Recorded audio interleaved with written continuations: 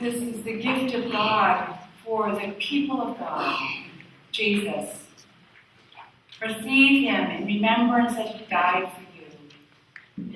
Feed on him. Incorporate him into your heart by faith with deep and continual thanksgiving. And this is the gift.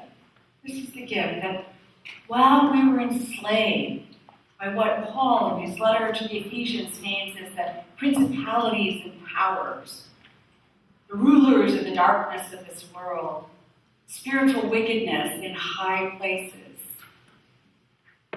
Thus, while we were suffering from the effects of our enslavement, our resulting sinfulness and cruelty to each other and other creatures, and our ignorance, both our willful ignorance and our plain old ignorance. Well, we were no great catch at all. Well, any fisherman would have thrown us back as not worth the effort to haul us in. God himself came to us, enfleshed in our own human nature, and he died for us. He took unto himself the horrific brutalities and betrayals of which we are capable. And he did all of this in order to save us, set us free.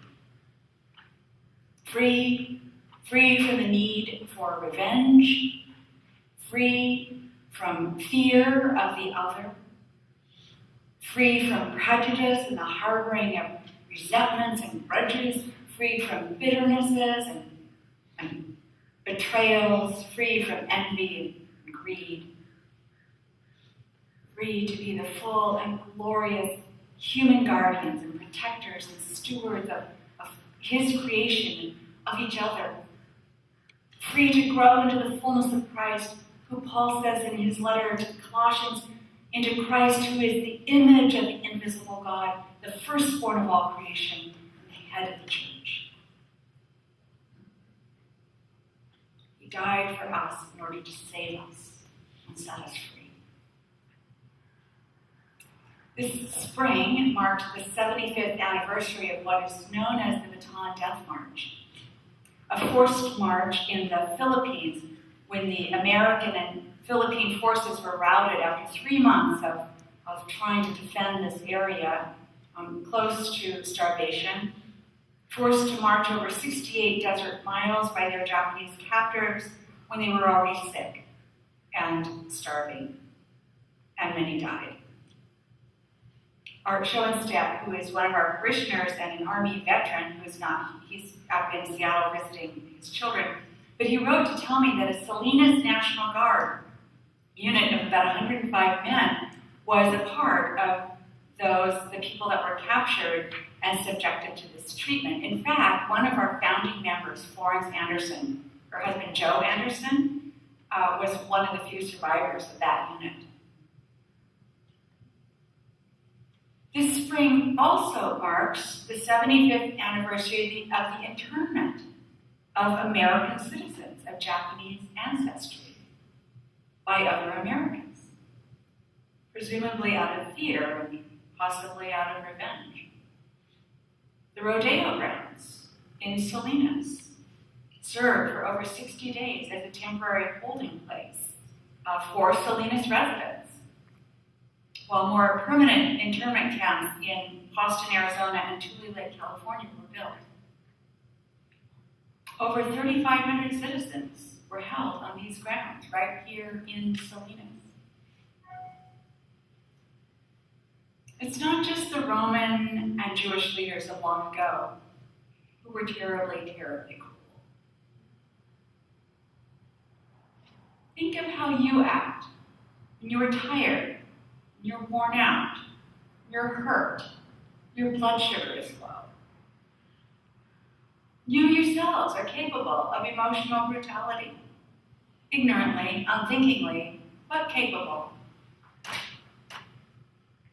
Think of how hate crimes have skyrocketed, hijabs pulled off, brown-skinned people told to go back to where they belong. This happened to Letty, our own Letty, just the other day in San Francisco.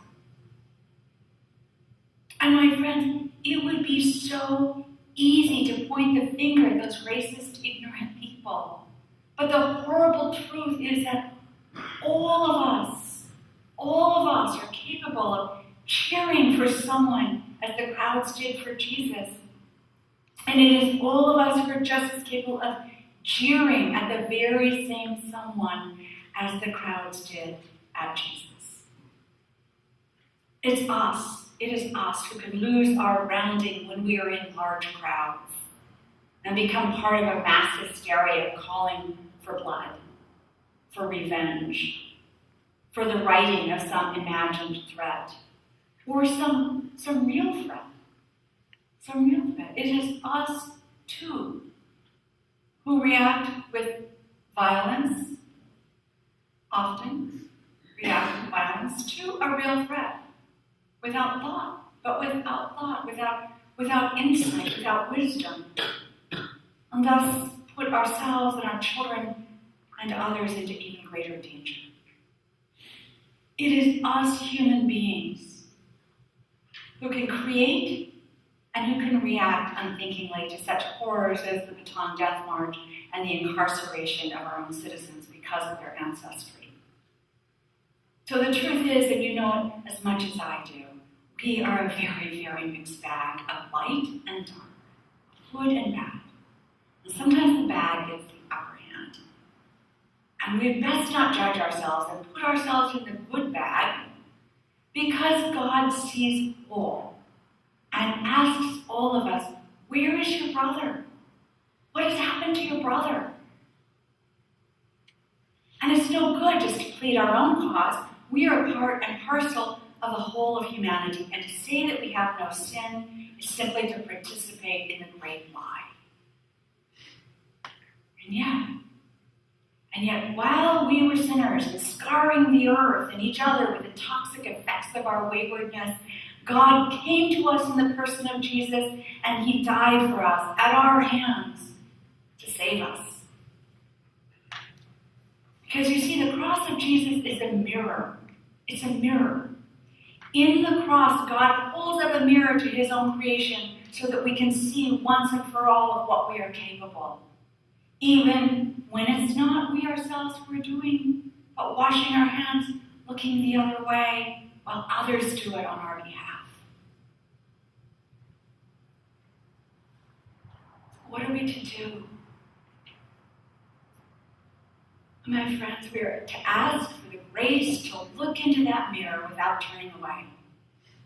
We are to look full in the face of the consequences of our hurtful words, our thoughtless actions, our hurried lives, our distracted natures, our envies of those more fortunate than ourselves, our pollution and our wastefulness of water and fossil fuels without consideration of future generations or of the consequences to the earth, our laziness in tracking down the reasons why so many of our neighbors go hungry, and our lack of courage in resolving injustice.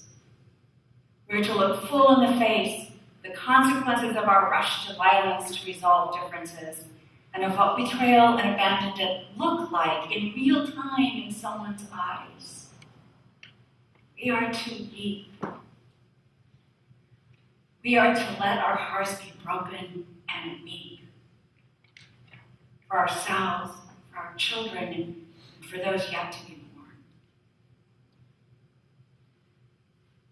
And we are to ask for the grace to abandon our own efforts to make it all okay, and to trust wholeheartedly in the one who poured himself out for us, the one who reigned not from the political throne of power, but from the cross of self-denying love.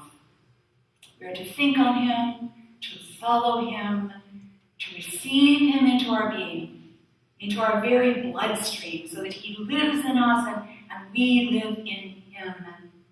And so, there will always be, as we receive him, there will always be living witnesses to the grace and the goodness and the power of God, even in the darkest of days.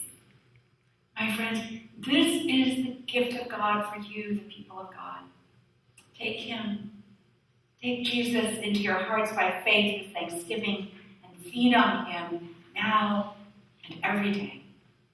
And you will be made whole, and you will be made holy, and in the unity of the Spirit, God will do good through you and for you.